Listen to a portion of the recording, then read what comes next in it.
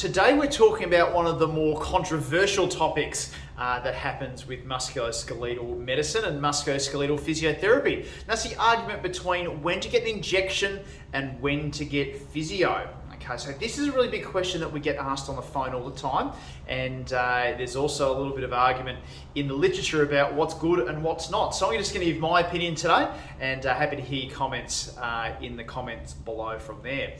Now, my opinion, I'm obviously very biased here, okay? So I'm always of the view that physiotherapy is the best way to go at first, okay? So the evidence backs this up as well. So 15 to 20 years ago, it was very commonplace to start injecting bursts in the shoulders and the hips, to be injecting the elbow for tennis elbow, injecting things in the knee to help out and get long-term benefit from it.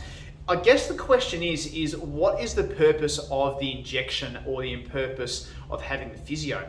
So what the evidence seems to say is that when it talks about injections, it may actually give you some short-term pain relief, okay? So into the bursts, into the fat pads or things like that, it does give some relief from pain, okay? Because it's got a corticosteroid in it a lot of the time, it's got a local anesthetic in it a lot of the time, so those injections do actually work. And that can also be for the spine as well, say into a facet joint or something like that. However, what happens is that because the joints are also connected to a whole bunch of muscles, we don't lie still all day, we actually do movement, we do walking, we do squatting, we do lifting, sitting, all of these things.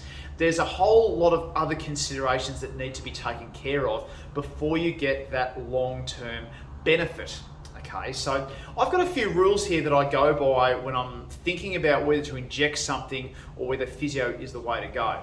So the first port of call for me is always physiotherapy. So if there's, for example, a pain in the front of the shoulder, which might be coming from the bursa, what we generally find is the bursa is the tip of the iceberg, okay? Yep, it's inflamed, it's swollen, but it may well be because there's a change in biomechanics around the shoulder. So we need to do with the muscles, we need to do with the joint before the bursa actually gets some long-term relief. You may actually find by correcting those things that the pain actually goes away from the bursa without needing an injection. Naturally, if the pain is really severe, if the pain is not getting better with physiotherapy, then that's when an injection might be justifiable in that regard. The same would go for the hips, the same would go for the shoulders, the same would go for the spine as well. We want to get things moving first, we want to get some muscles, we want to get your brain talking to the body part a lot better first. And then if that's not working within, say, 2 or 3 weeks, and there are clinical signs and symptoms saying that, yep, maybe injection might be justified, that is when we would start thinking about doing more interventional things like injections or, God forbid, even surgery as well. So my tip of advice for anyone considering injections, make sure that you consider good physiotherapy first, because quite often a good physio can get the job done for you before requiring to get the injection from there.